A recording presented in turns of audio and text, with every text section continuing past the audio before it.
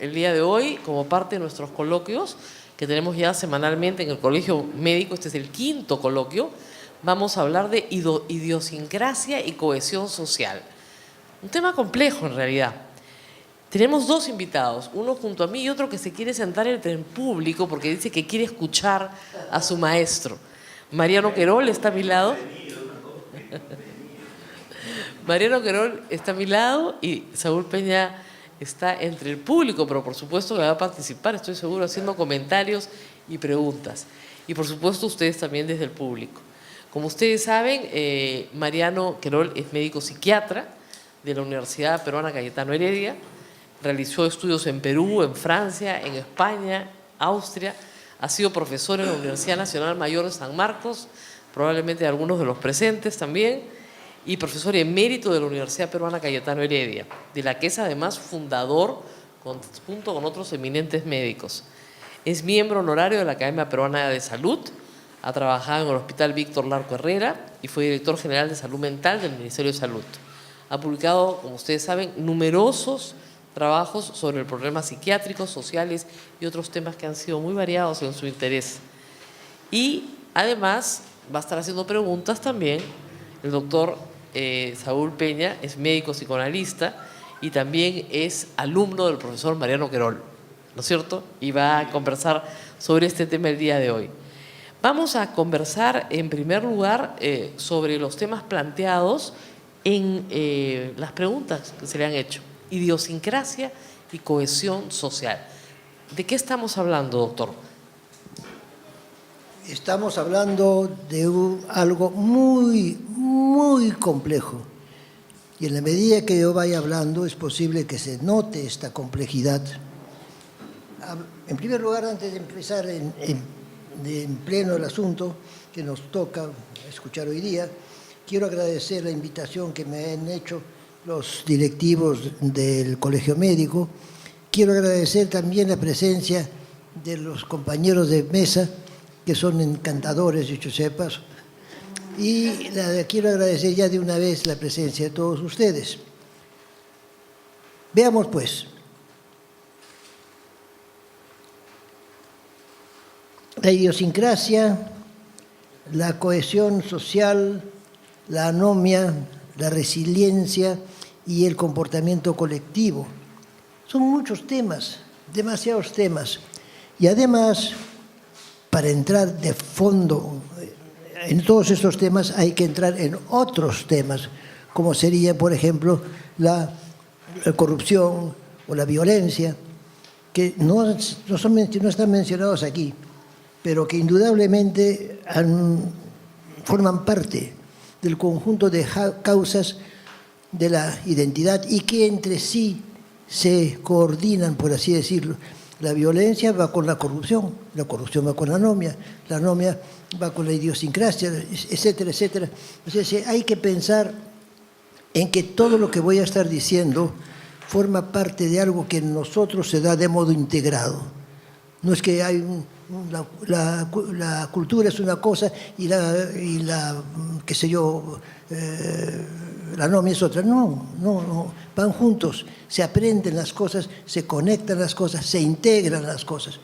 En ese sentido quiero hacerles saber que mi pensamiento y lo que planteo acá, y ustedes tendrán que elaborarlo, es dialéctico.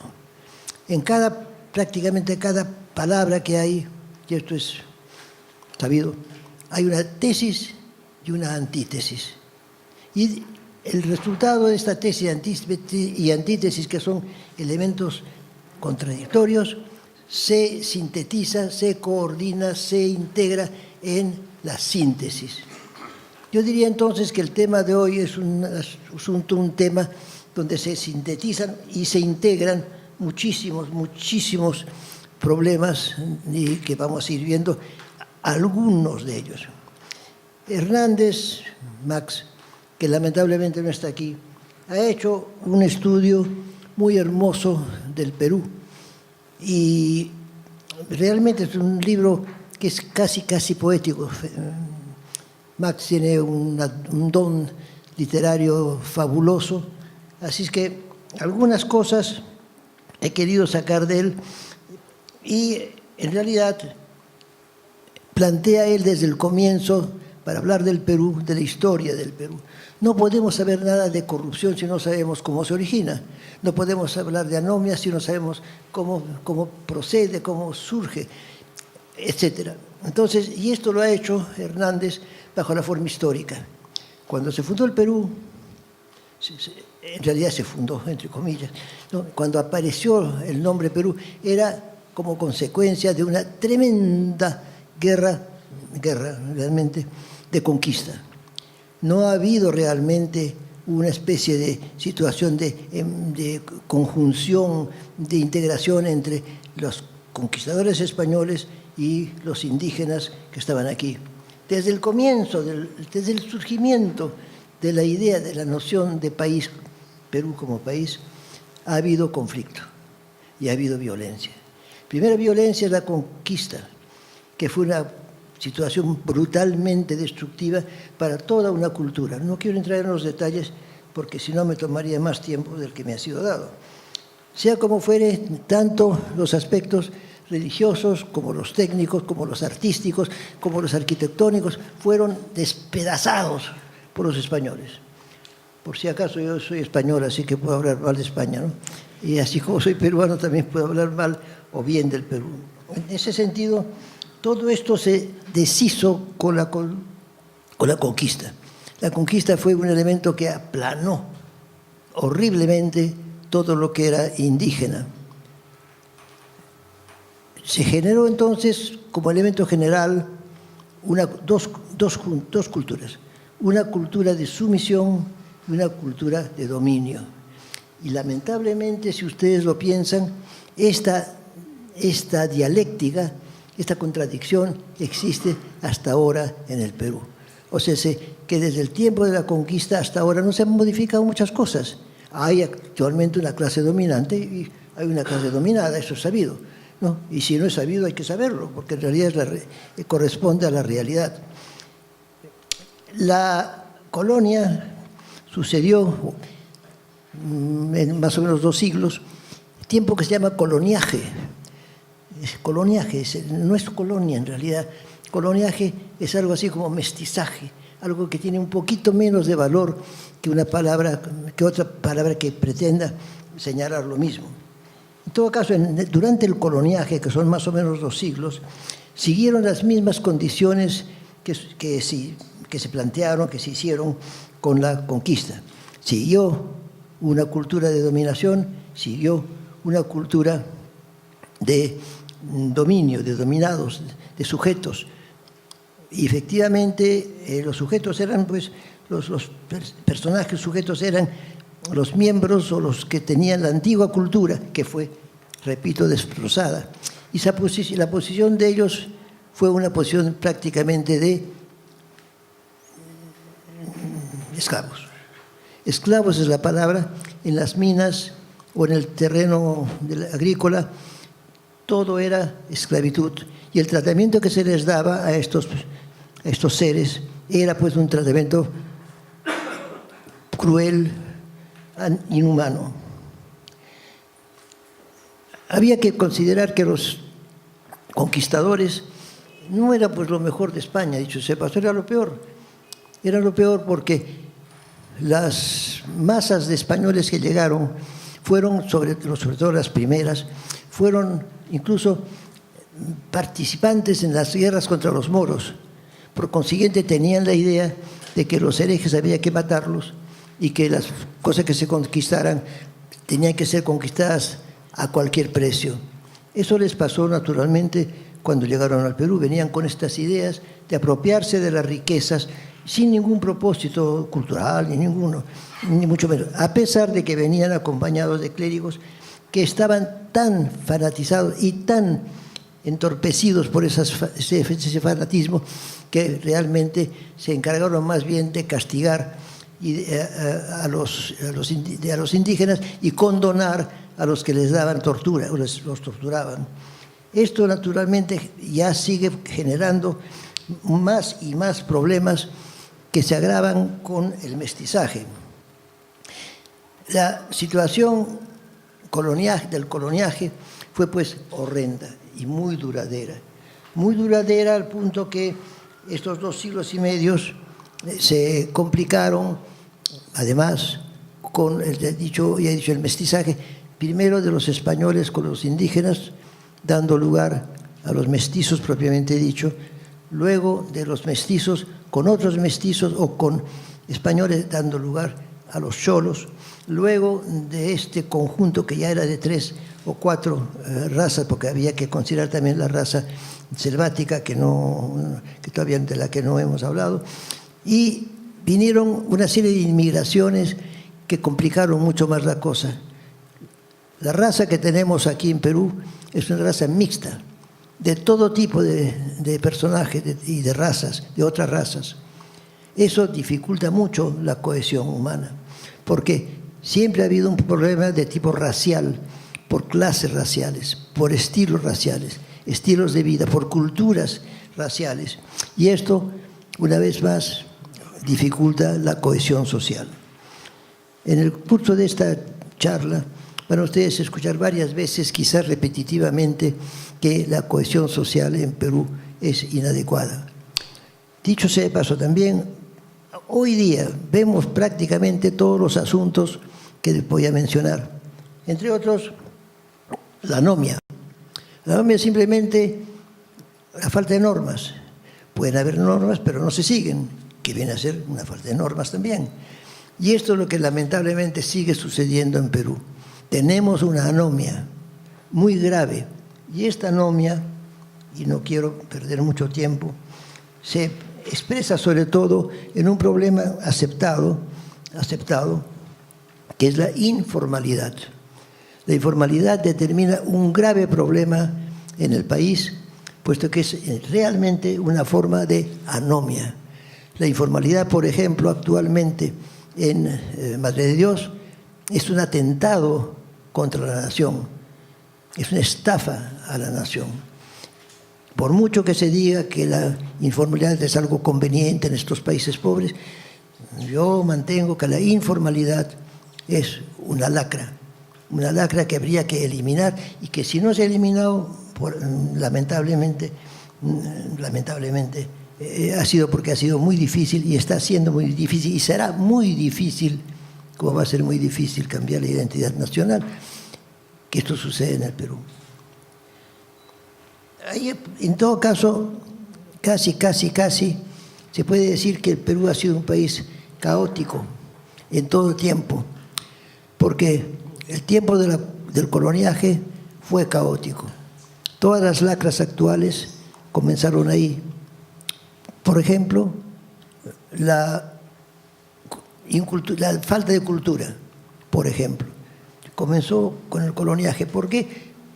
Por situaciones religiosas y de limitación de la posibilidad de conocimiento que se daba en el país, fuera el grupo dominante, fuera el grupo dominado. Entonces, como dice Quirós, la corrupción ha sido uno de los problemas más grandes del Perú, que se ha demostrado que más o menos el 60%, a veces el 40%, a veces el 60%, del poderío financiero del país se ha perdido por la corrupción durante todo el tiempo. Quirós ha muerto hace poco, un estudioso de estos asuntos, y yo lo digo sencillamente, él lo tiene demostrado por estudios que en efecto demuestran que si el Perú no hubiese perdido la cantidad de dinero que ha perdido con la corrupción desde el coloniaje, hoy día quizás sería un país desarrollado. Nosotros pasamos por alto lo que vamos a estar diciendo dentro de poco, que es cómo la corrupción ha sido un proceso continuo que ha dificultado y sigue dificultando la identidad nacional y naturalmente la cohesión humana dentro de esta identidad. Hay también el componente financiero importante, porque la corrupción sobre todo se orienta hacia lo financiero. En nuestra cultura actual es una cultura orientada hacia el enriquecimiento, hacia la formación de líderes financieros, hacia el perfeccionamiento de todas las técnicas, pero eso no sería nada malo, ¿no?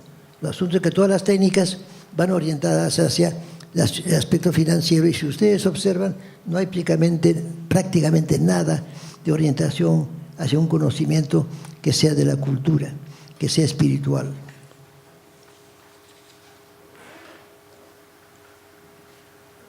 A este paso voy a acabar rapidito, para beneficio de ustedes.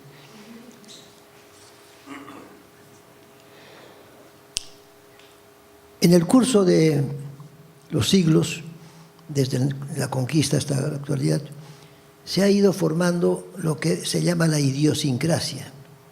Idios quiere decir desconocido o propio de cada cual, por consiguiente, propio, es lo que yo tengo, no lo que tienen los demás.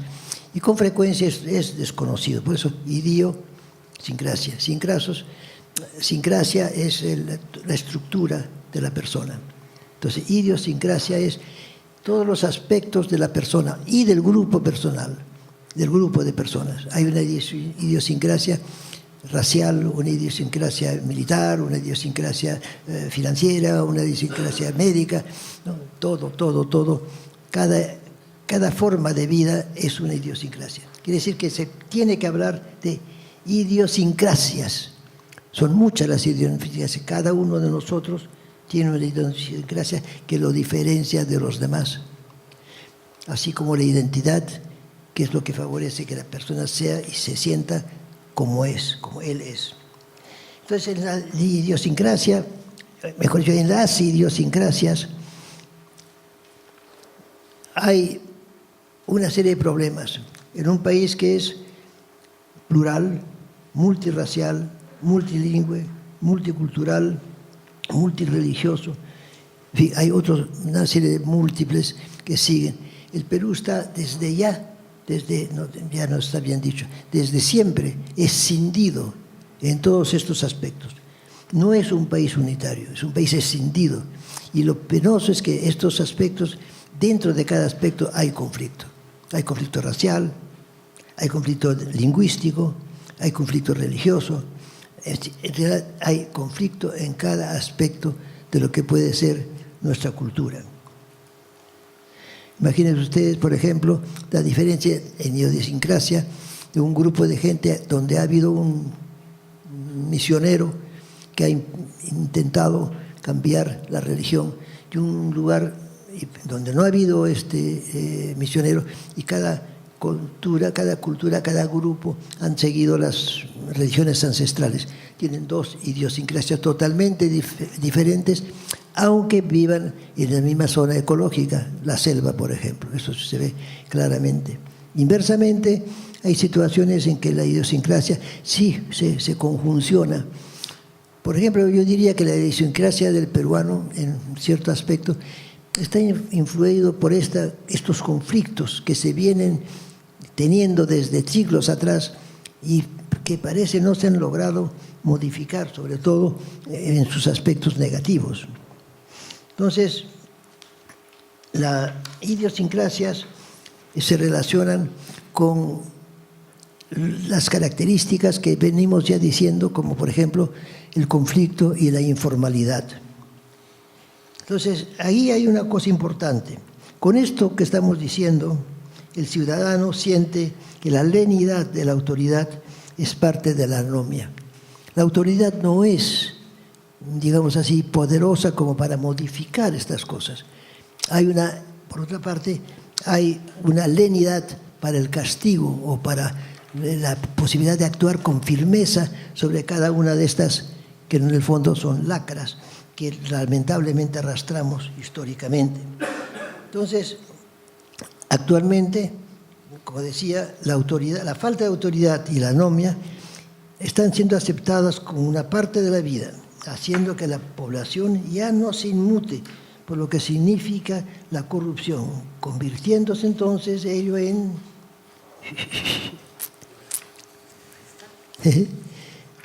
una forma de complicidad de las personas para defraudar al fisco. Nosotros no nos damos cuenta, pero eso es lo que hacemos, defraudar al fisco. Y luego nos quejamos del fracaso financiero de nuestro país o de las barbaridades que se han podido cometer, cuando habiendo suficiente presupuesto todo se ha perdido sobre la base de negociados. Esto nos hace entrar a lo que es la identidad nacional. La identidad tiene muchas significaciones, pero básicamente son dos para facilitar las cosas. Una es la identidad propia, lo que yo soy. Y otro es la identidad en función de lo que yo amo, con lo que yo converjo, con lo que yo converso, con lo que yo, digamos así, acepto como parte de mi vida, ¿no? Eso forma parte de la identidad y todo eso forma la identidad. Nosotros no tenemos una identidad, no tenemos una identidad. Yendo a un pequeño aspecto, por ejemplo, después del coloniaje vino una revolución, una guerra civil tremenda. Todos los antiguos soldados y sobre todo los oficiales se peleaban, tenían armas y iban a las casas a pedir dinero para comprar más armas. Eso fueron como 30 o 40 años de caos en el país, caos espantoso. Hubieron más o menos 12 constituciones en el curso de 23 años, espantoso también. Quiere decir que no había normas, no había normas, simplemente había una violación de todos los derechos humanos y un olvidarse de prácticamente todos los valores. Eso luego parecía que se iba a arreglar porque efectivamente a los 50 años comenzó una vida un poco más democrática, pero esta falta de identidad nacional se notó mucho en la guerra con Chile. La guerra con Chile fue una segunda guerra que tuvimos aquí y como lamentablemente nos ha sucedido hasta ahora, la hemos perdido, lamentablemente. ¿Y por qué la perdimos? Porque la identidad nacional peruana era mucho más feble, mucho más endeble, mucho más débil que la identidad de los chilenos. Los chilenos entraron con ánimo de ganar, de vencer, de derrotar y lo lograron. Los peruanos lamentablemente pasamos, como siempre hemos estado pasando, en épocas de disensión política, desacuerdo político y además con el país con quien nos habíamos hermanado, Bolivia, donde pasaba exactamente lo mismo o peor. Lógicamente así una guerra no se gana, se pierde. Se pierde entre otras cosas por la incoordinación y la falta de comunicación, que es un aspecto muy importante para que un ejército funcione, la comunicación entre sus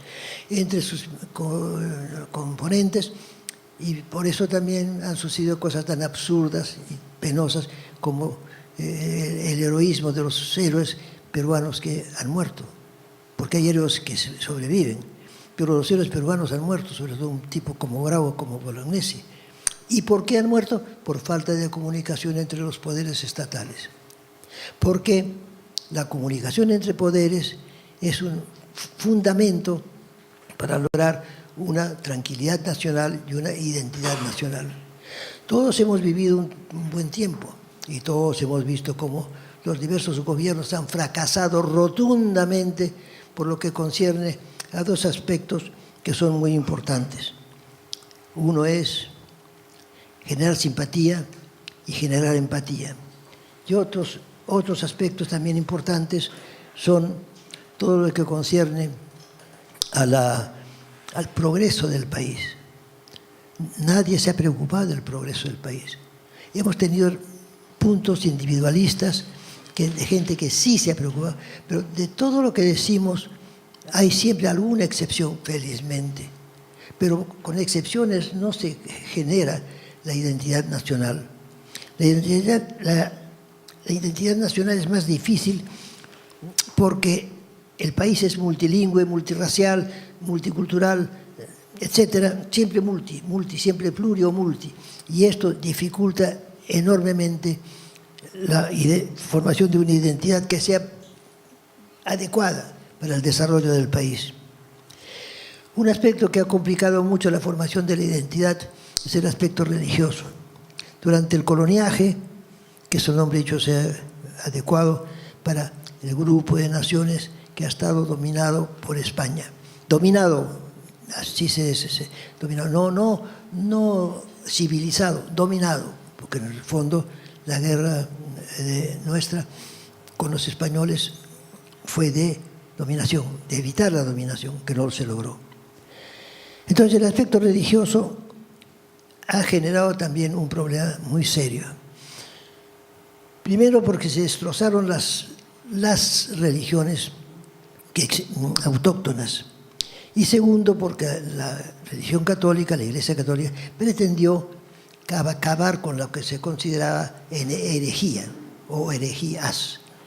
Con esto no se lograba nada, porque lo único que se lograba era matar a la gente, ¿no? Los herejes eran quemados, ¿no? O eran aislados, o eran castigados a las minas o a la agricultura. A la mita y la encomienda mataron a muchos peruanos, entre otras razones por la razón religiosa, porque eran herejes. El hereje había que destruirlo. Así que los españoles actuaban en cierta forma con indemnidad, no les pasaba nada. Había una falta de autoridad sobre estas situaciones tan brutalmente crueles. Entonces, las culturas existentes han dificultado la identidad nacional. La identidad nacional se forma también por la cohesión entre seres humanos. Nosotros no somos un país cohesionado entre seres humanos. Piensen ustedes en los partidos políticos. ¿Están cohesionados? No están cohesionados. Hay también otros elementos que los vamos a ver después, pero lo importante es la posibilidad de generar un grupo cerrado, consciente de la acción que tienen lugar y el objetivo que buscan. Por ejemplo, como ejemplo, basta que una persona o un chico de la sierra venga a Lima para que inmediatamente se presente el fenómeno del bullying. El bullying que luego deviene en desprecio, en coerción, en coacción, en intimidación, en matonismo, en lo que sea, simplemente como aspecto de discriminación del otro. No se acepta al otro. Nosotros los peruanos no aceptamos, digamos allí, hondamente, cariñosamente, amorosamente, estas diferencias. La diferencia que nosotros vemos en todo momento entre la clase privilegiada, entre comillas, y la clase media o la clase obrera, o la clase de cuarto nivel, si se quiere, ¿no? Es innegable. Lo vemos todos los días, en todas sus formas, pero parece que no importa, no interesa mucho, o bien interesa mucho y hay hipocresía. ¿Quién va a decir que estamos en un país donde hay todavía discriminación racial? Pero la hay en todo momento. Y eso, dicho sea paso, no solamente de los descendientes de los conquistadores, de la clase dominante que hasta ahora existe, sino de todos, porque el negro desprecia al cholo, y el cholo desprecia al indio, y el indio desprecia al salvaje, y el salvaje los desprecia a todos. Es más, el salvaje de la selva me refiero, no tiene ni noción de qué país está. Quien haya ido a la selva sabrá cómo son las cosas. Perú, ¿dónde queda Perú? ¿Qué es Perú? ¿No? Entonces, realmente es algo que, una vez más, va en contra de la posibilidad social de generar una identidad nacional. Todas estas cosas que estamos mencionando, si ustedes observan incluso la violencia, la corrupción, la anomia, son situaciones disociativas de la sociedad. Disociativas, no son comprometedoras, no producen una inclusión, producen una exclusión. Por ejemplo, el blanco será excluido de zonas si se llega a la sierra. Al blanco racialmente no lo aceptan. Al limeño, de aceptarlo en provincias, no siempre es así. ¿Por qué? Porque nosotros los limeños dice que tenemos mucho orgullo. Y el orgullo se siente incluso subjetivamente, inconscientemente, cuando digo Lima y provincias, con lo cual estamos fregando a todas las otras ciudades del país y a todos los otros departamentos del país. No hablamos de Lima y otras ciudades, Lima y Arequipa, no, Lima y provincias. Realmente, si ustedes lo piensan, es un desaire. Y con razón, por los de provincias están incómodos con la cuestión limeña, el aspecto de Lima, la forma como vive. Y además, Otro problema para la identidad nacional es el acúmulo brutal de gente en la ciudad de Lima. Buena parte de esto es resultado de la emigración de provincias hacia Lima, o sea, es la inmigración interna. Así se forman las barriadas, así se forman nuevos puntos de conflicto. El conflicto es perenne en nuestro país por donde se lo vea, político, religioso, cultural, financiero, por ejemplo, con la corrupción. ¿Qué forma más clásica y típica de defraudar a un país que la corrupción? Y nosotros la aceptamos como parte de la vida diaria, de todas maneras. Y si se la encuentra, depende cuánto tiene la persona, es posible que en la justicia tenga por resultado ser absuelto de todas maneras, y no solo dice, ¡ay, qué barbaridad! La justicia que mal está en Perú, y ahí queda el asunto. ¿Por qué? Porque no hay coordinación entre los poderes del Estado.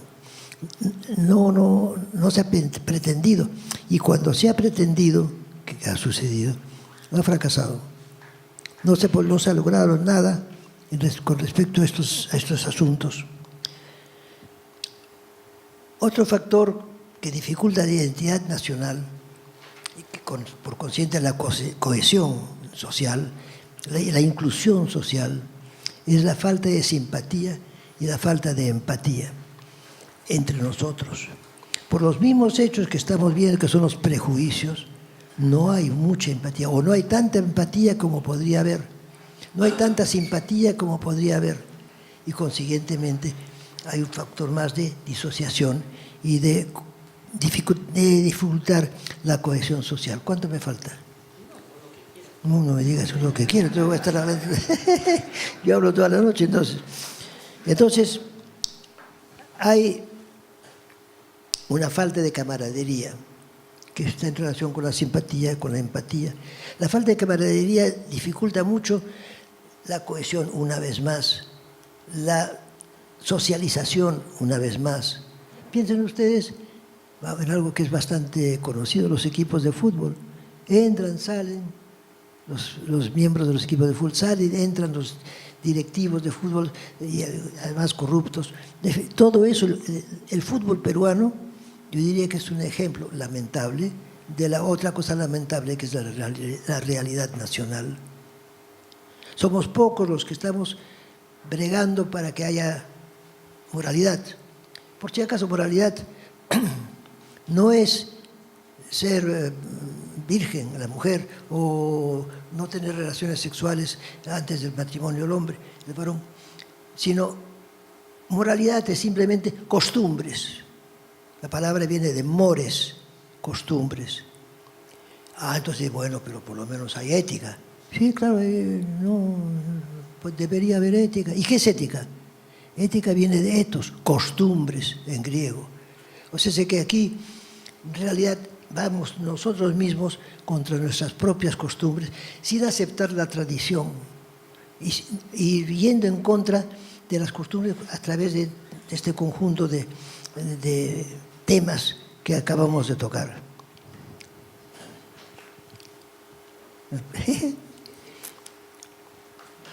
Entonces, tenemos la posibilidad de tener algo más elevado de lo que tenemos. ¿Y cómo es eso? Sería posible quizás considerar las normas, considerar los valores. Valores son simplemente la adecuación de lo que tenemos para lograr algo mejor. Nada más.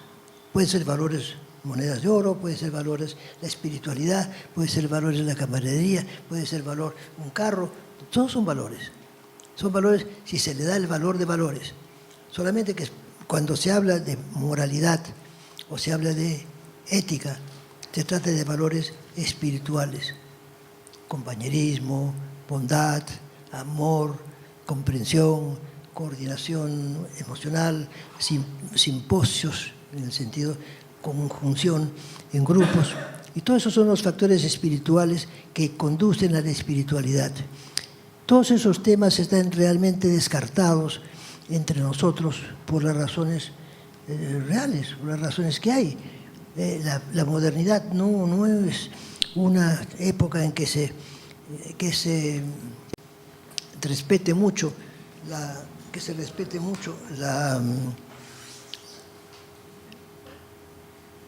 moralidad o todo esto, sino al contrario. Sea como fuere, yo antes de pasar adelante, yo quisiera que ustedes vieran cómo el problema de la identidad no es un problema resuelto. En realidad hay quienes consideran que la identidad peruana es bastante buena y sólida, y hay quienes consideran que la identidad peruana no es ni buena ni sólida. Aquí algunas nociones de lo que dicen algunos.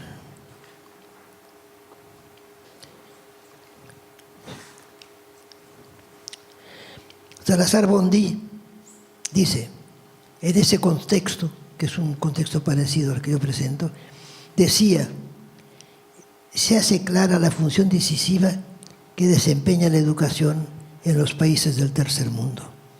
No pienso en el simple proceso de expansión de la escuela ya producido en muchos de ellos, sin que se haya superado el subdesarrollo, antes bien acentuado y haciéndolo más difícil de erradicar. Fíjense ustedes qué pesimista, un hombre tan inteligente como Salazar Bondy, que murió hace unos años. Se trata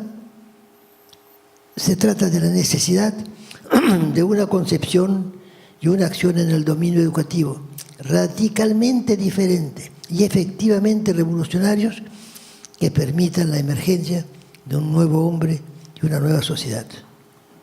El sentido profundo de este y otros movimientos, como el de la reforma educativa planteada en el Perú, es lograr un vuelco de la conciencia partiendo de la ruptura de los esquemas cosificadores.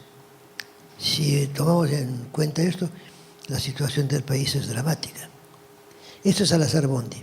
En cambio, hay otros que para la identidad nacional plantean algo así como que está muy bien y que por medio de trabajos estadísticos consideran que la identidad nacional está funcionando.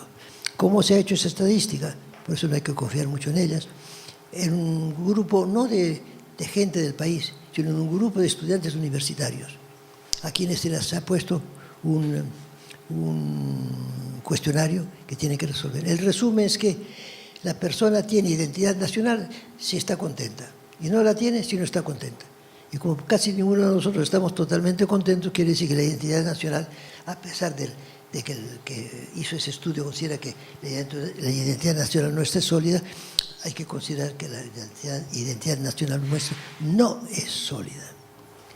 Pimentel dice, por ejemplo, estas individualidades situacionales de la identidad obedecen a toda una estructura social, son producto de un sinfín de relaciones de poder, sean estos políticos o económicos. O sea, por todas partes se ve de dónde surge esta falta de identidad nacional. A este respecto, yo quisiera leerles, a mí me ha gustado mucho, mi amigo Leopoldo, ¿me ayudas, please? Mi amigo Leopoldo Quiapo, que murió hace poco, en un libro que es en homenaje a Honorio Delgado, de quien era él un seguidor muy, muy fino, escribió lo siguiente: hay algo que define el rasgo de nobleza del ser humano en cuanto se entrega con esmero y sin recompensa a la acción misma, por amor a la perfección de la obra, olvidándose de sí y amorosamente entregado a la perfección y de la realización y de la acción en sí misma. La negación de este elevado deshacimiento y generoso fervor está en la avidez del oportunismo y del codicioso aprovechador del lucro. Es el nivel del que solo obra por la paga y por el temor al castigo. La codicia y la ambición constituyen los méritos de una vida descaecida, o sea, sin valer, y que disfraza en su dinamismo una cierta debilidad espiritual y su subyacente cinismo o falsedad mal calificados como realismo y pragmatismo. La lujuria del poder absoluta. Esto fue escrito por Leopoldo cuando había una dictadura en marcha. Por eso habla del poder absoluto. Pero igual se puede decir del poder dominante, ¿no? Entonces, la lujuria del poder absoluto, tolerada, consentida, fomentada o admirada por una comunidad social, indica un vergonzoso envilecimiento de todo un país en el que celebra las consecuencias de la infelicidad humana, y entonces son alarmantes, pues el poder es solo un medio y un servicio, no un fin.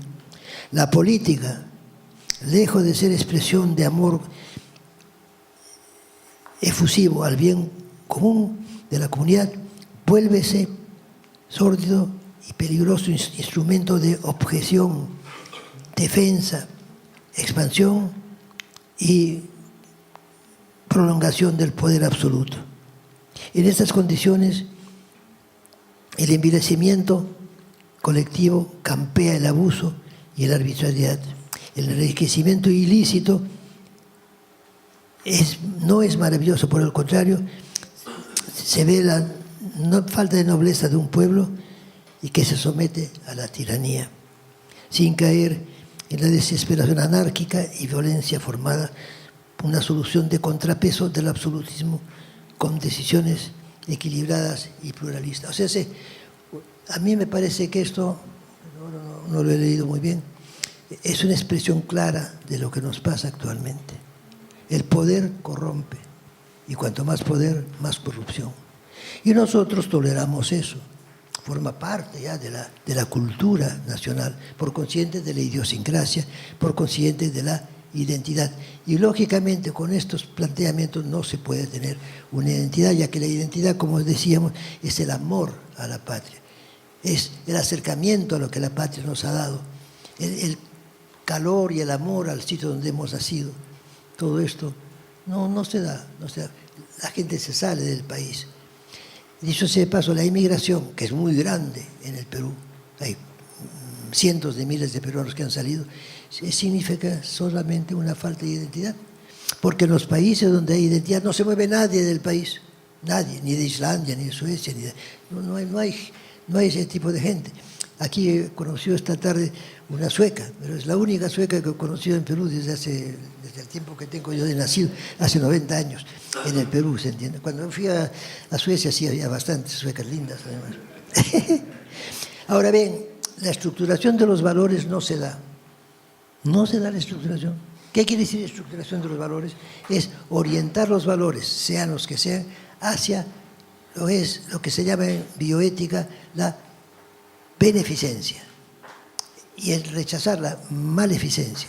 La beneficencia es el bien, el amor, el respeto, la paz, la consideración, la salud, el respeto, y así siguen una serie de elementos que son valores y que están, fíjense ustedes, no están en una religión. Las religiones más bien a veces descaezan los valores. Están en la Declaración Universal de los Derechos Humanos. Si uno la lee con detención, respetar la vida propia, respetar la vida ajena, tener derecho de tener un espacio, derecho de poder generar comunicación entre los seres humanos, etcétera, etcétera, etcétera. Cada, por así decir, cada capitulito, cada número de la Declaración Universal de los Derechos Humanos entraña un valor. Y eso lo pasamos por alto y seguimos con una valoración que más bien se orienta hacia la cosa práctica, estructural y no humana realmente. Ahora bien, todo esto requiere aprendizaje. Si se quiere cambiar, requiere aprendizaje. Aprendemos a odiar y aprendemos a amar. Aprendemos a maltratar y a ofender, aprendemos a respetar y más bien no ofender. Entonces, eso incluye el reconocimiento de los valores y para ello tiene que haber libertad. Nosotros muchas veces, aunque no nos demos cuenta, carecemos de la libertad suficiente para poder aprender debidamente las escalas valorativas que tanto falta nos hacen. Ahora, las religiones muchas veces no sirven para los valores, porque al ser tan restrictivas, tan dogmáticas, impiden que la persona ejerza su libertad. Sea como sea, el resumen sería de todo esto. ¿Tengo tiempo ya? ¿No? ¿Suficiente? ¿No? Terminen los papeles.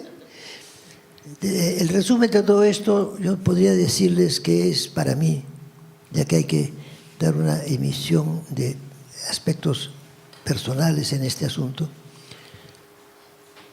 El Perú está enfermo de todo lo que hemos dicho. Hay algunos que queremos que sane, hay algunos que, como aquí, tienen voluntad para que haya una consideración de los valores, hay un compromiso social, se genere simpatía, desaparezcan los prejuicios, pero usualmente eso no se da. Y lo que es peor, que ningún gobierno, no digo ningún gobierno, ha hecho nada por mejorarlos, porque la única forma de mejorar esto es con un aprendizaje debido de las cosas debidas, o un aprendizaje resultado de una educación que sea debidamente planteada. Y nunca se ha planteado una educación y nunca se ha podido aprender todas estas consideraciones, todos estos hechos. Los gobiernos, todos, sin excepción, han fallado en que le dedican a la educación y el aprendizaje. El menor pedacito del presupuesto. Menor no lo pueden hacer porque sería vergonzoso. Pero eso no solamente es de la educación de nosotros, sino de la educación en el sentido de la creatividad, la inteligencia para aprender nuevas cosas, la posibilidad de generar inventos. De eso, nada. A pesar de que hay muchas mentes que sí lo hacen, pero que con mucha frecuencia se van al extranjero. Entonces, señores, yo creo que nosotros podríamos pensar en que si lográramos inculcar un poco más de educación a los políticos, para que los políticos inculquen bastante más presupuesto en el presupuesto nacional para la educación, todo eso se podría ir solucionando poco a poco. Hay países que lo han hecho, que han pasado del subdesarrollo al desarrollo rápidamente. Corea es uno de ellos. ¿Por qué no lo podría hacer el país? ¿Por qué? Por todo eso que decimos.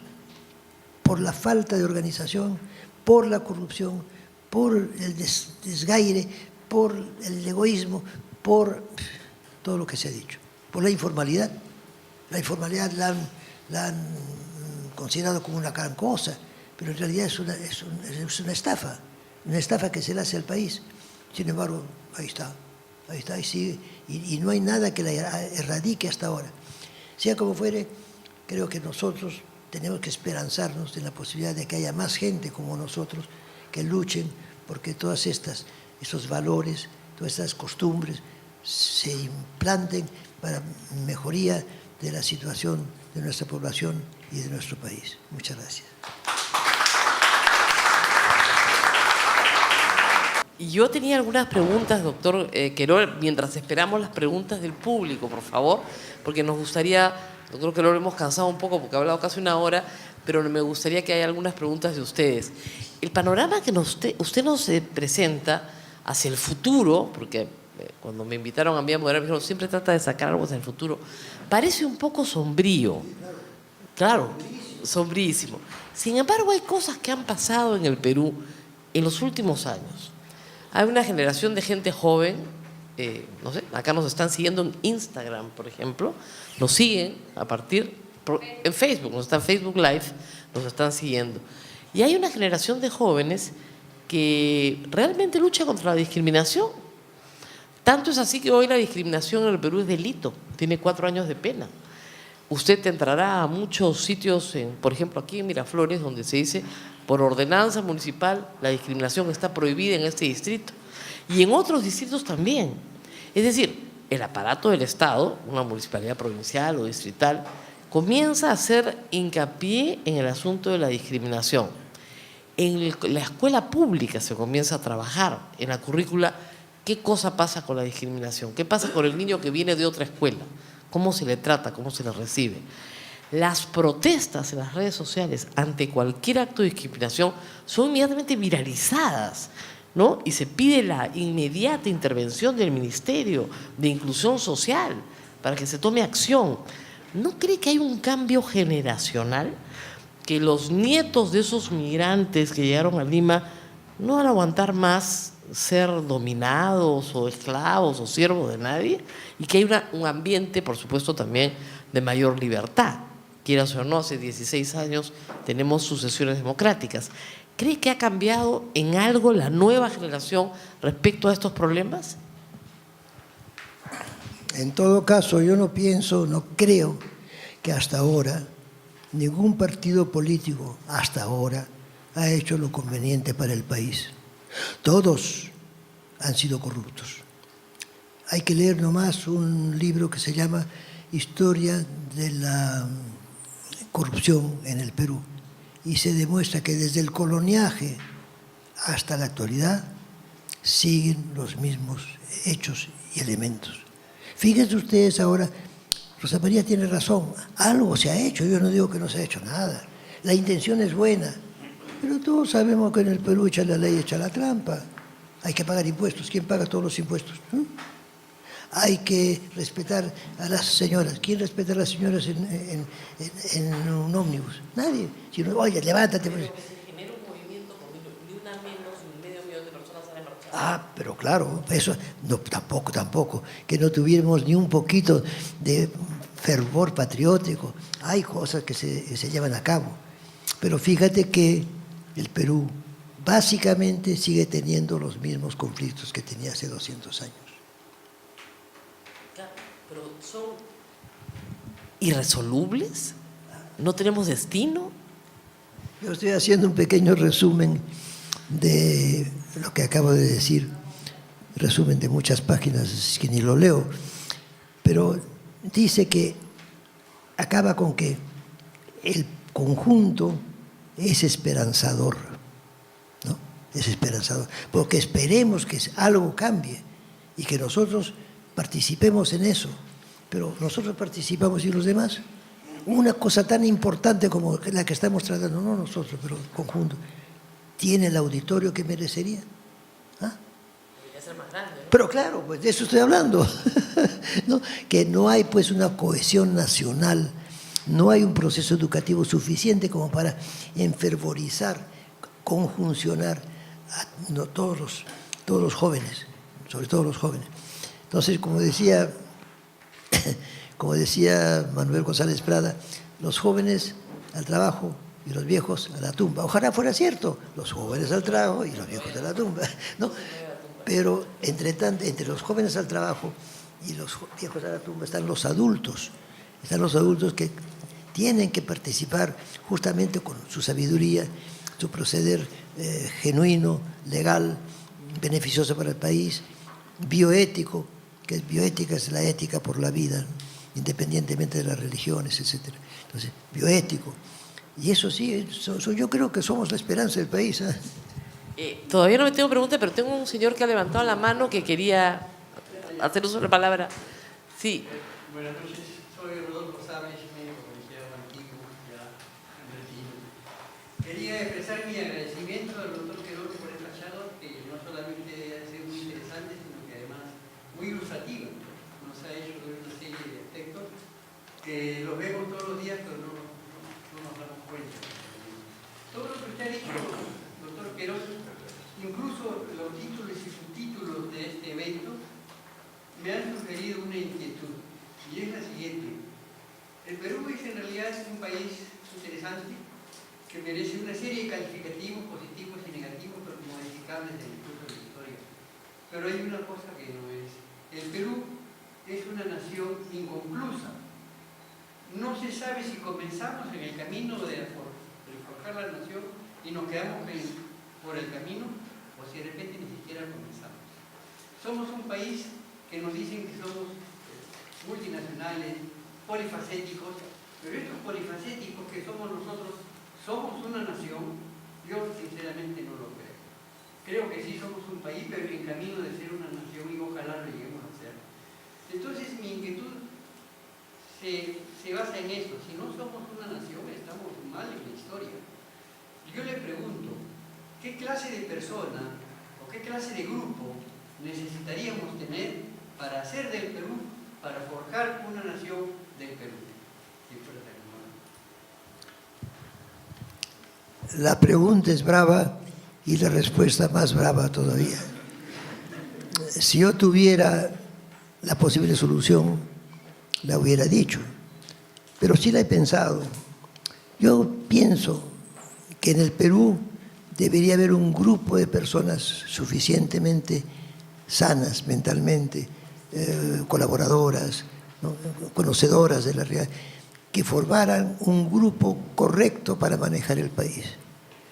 Un grupo con gente como Porras Barrenechea, como, no sé, pues José Antonio de la Valle, ¿no?, políticos de raza y de fuerza. Quizás eso podría ser el comienzo de una actividad política, como ha pasado en Corea, como ha pasado en Islandia, como ha pasado en Finlandia, países que han surgido del tercermundismo, casi tercermundismo, al primermundismo, sobre la base de un cambio histórico, educacional sobre todo. Si no hay un gobierno que le meta dinero a la educación, vamos a seguir igual. Porque todo lo que hemos dicho se puede modificar favorablemente por la educación. La corrupción, el descontento, la anomia, todo se puede corregir con la educación. Pero tiene que ser una educación completa, no solamente un folleto del Ministerio de Educación o 5 folletos al año. No, no, así no es. La educación no llega a todo el Perú, todos lo sabemos. Hay un enorme porcentaje, 22 o 23%, menos, quizás 10% que son analfabetos todavía. Y hay un 40%, 50% que no sabe lo que lee, aunque lee. Entonces, ¿cómo podemos, sobre la base de esto, modificar un país que necesita educación sobre todo? Sin educación no vamos a hacer nada. Entonces, mi respuesta es que se necesita educación. Ahora, ¿cómo lograr educación? Hablarle al ministro para que en lugar de poner 0.2% del presupuesto nacional para educación, ponga el 20%, en lugar de comprarme pildoritas, en lugar de pistolitas y metralletas y cosas así. Ese es mi... Está el viceministro del Interior en la sala. Ah, qué bueno. Qué bueno. Por si acaso. Tengo algunas preguntas bastante sencillas, tratemos de contestarlas con rapidez. El contrato social no funciona porque los partidos no quieren perder sus privilegios de poder. ¿Cómo podemos hacer que este contrato social sea soberano, que combata a los poderes corruptos?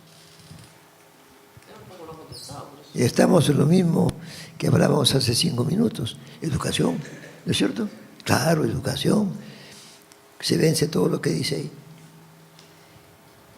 En los 3 poderes del Estado, 19 ministerios, 25 gobiernos regionales, 1.881 municipalidades, mencionan los temas abordados, pero no los consideran un asunto crucial. Las respuestas no son sectoriales. ¿Qué hacer para lograr una acción conjunta? Educación. Me hacen una pregunta sobre la inteligencia espiritual, que la han mencionado en algún momento. ¿Qué es esto? ¿Qué opina sobre la inteligencia espiritual y cómo podría ayudarnos a ser mejores? El espíritu es un don, no el don religioso. Usualmente se cree que lo único espiritual que tenemos son las religiones. Yo no digo que las religiones no puedan tener espiritualidad. Por ejemplo, el grupo llamado Estado Islámico tiene, pues, ¿no?, tiene su norma, tiene todo, ¿no? Sin embargo, es de una crueldad espantosa y de una asociabilidad o isociabilidad espantosa también. Quiere decir entonces que no se trata solamente, y es espiritual, por si acaso, porque lo hacen en función del espíritu que ellos consideran que es Alá, el Dios. De lo que se considera, lo que se trata es de que hay dos tipos de espiritualidad. La espiritualidad benevolente hacia el bien y la espiritualidad orientada hacia el mal. Como siempre, una vez más, hay la dialéctica de la espiritualidad. Las religiones nos han pretendido dar la espiritualidad, pero muchas veces la espiritualidad traída por las religiones, como ustedes acaban de ver con la cuestión del ejército islámico, que yo no lo llamo Estado Islámico, sino ejército de asesinos islámicos, es diferente digamos así, a los planteamientos que podría ser una iglesia católica en sus comienzos, ¿no? Entonces, ¿qué es espiritualidad? Espiritualidad es un conjunto de dones, entre los cuales está el amor, maravilloso, la búsqueda de la paz, la búsqueda del prójimo para ayudarlo, todo lo que sea beneficencia, y así sucesivamente, creatividad, arte, todo eso es espiritualidad. Pero también, como se decía, puede encontrarse en todo eso un lado positivo y un lado negativo. Entonces, ¿de qué se trata? De luchar por conseguir interiorizar la espiritualidad positiva. Y eso es más difícil todavía que la espiritualidad simple. Bueno, se me acaban las preguntas que hayan llegado acá. Yo tengo algunas más sencillas. Yo veo una bandera del Perú detrás nuestro. ¿Usted no cree que todos los que estamos acá nos identificamos con esa bandera? Me parece que sí, lógico. Pero claro que nos identificamos, pero con eso no basta para sacar al Perú del subdesarrollo. No, pero me refiero a la idea de identidad. Ah, sí, identidad, sí. Justamente uno de los aspectos de la identidad son los símbolos, los emblemas, ¿no? Incluso en algún momento, si se ve marchar una serie de bomberos, pum, pum, pum, que marchan bien, ¿no? Uy, yo soy peruano, mira los peruanos. Pero eso no quiere decir que se resuelven los problemas del país, ¿eh? No, pero hay identidad. Ah, bueno, sí, pero hay identidades. Y una de las que no está muy desarrollada es la identidad nacional. Muy bien. ¿Tendremos alguna pregunta más? Sí, acá adelante, por favor. Pero fuerte, por favor. Buenas noches. Dos tesis que le he escuchado con mucha atención pueden ser muy polémicas, ¿no? La ausencia de una cohesión está fundamentada en esta mega, multidiversidad en todos los aspectos, tanto sociales como geográficos. Efectivamente, para algunos eso es una dificultad. Para mí, personalmente, pienso que es una riqueza. Pero no se construye una riqueza. Algo que es sí de conciencia de todos. Nada se puede hablar en singular, todo debe ser hablado acá en plural. No hay una papa, hay muchas papas, muchos maíces, muchas frutas, etc. Como también muchas percepciones y significados para las personas. Pero eso nunca ha sido abordado como un valor. La estandarización siempre ha sido la tendencia.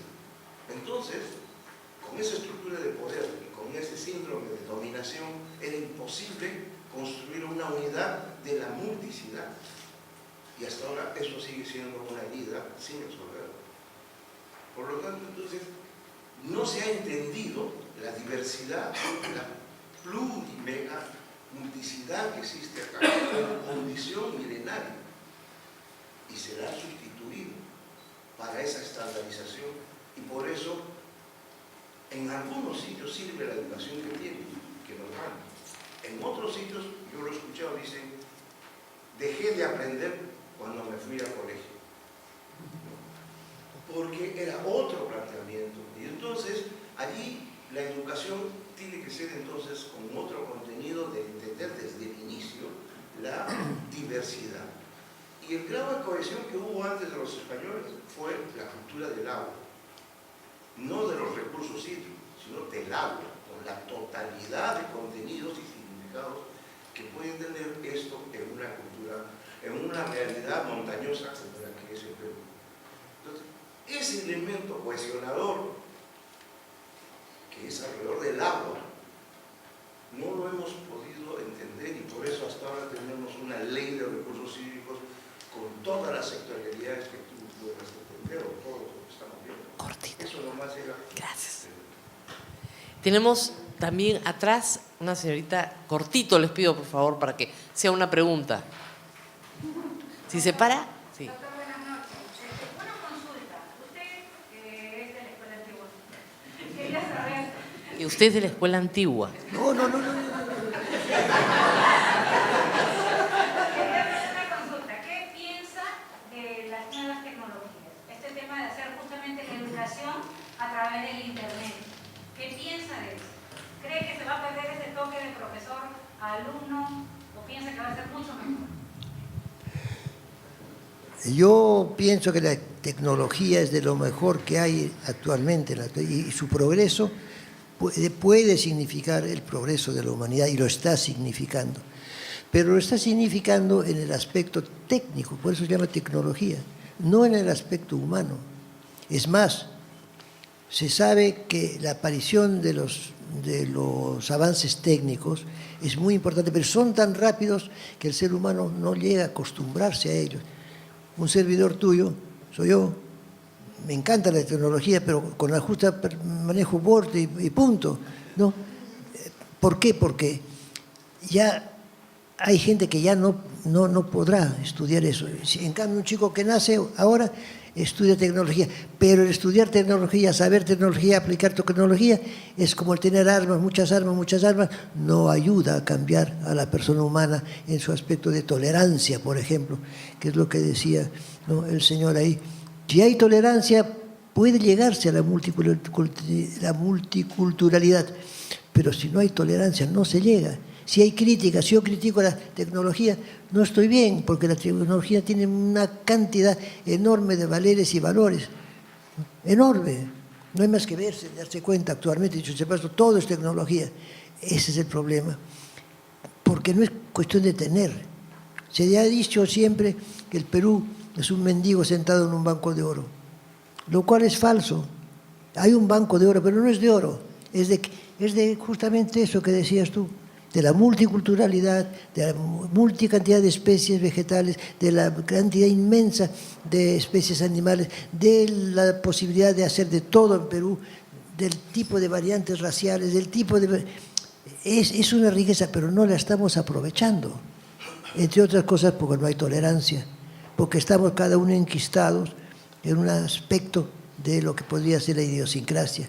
El rico no quiere soltar plata para el pobre, prefiere enviarla al extranjero para que gane más intereses. Y aquí podría ser mucho mejor, y mucha mejor inversión, y mucho más ganancia incluso, pero no se dan cuenta. Entre otras cosas porque no hay cohesión y porque no hay honestidad. De esto no he hablado todavía para no ofender mucho a la gente, pero es también un punto a tratar. Bueno, no queremos cansar más al doctor Querol porque ya van a ser cuarto a las 9 y está desde las 6 de la tarde acá. Yo les agradezco a todos su presencia. Dos anuncios, un anuncio importante. El próximo coloquio ha sido postergado, todavía no tenemos la fecha de terminar por una razón de obligaciones de los invitados, pero se les va a avisar con la debida anticipación. Muchísimas gracias a todos por su asistencia. Con nosotros nos despedimos de nuestra sesión de Facebook Live y nos reencontramos en el próximo coloquio. Muchas gracias por venir.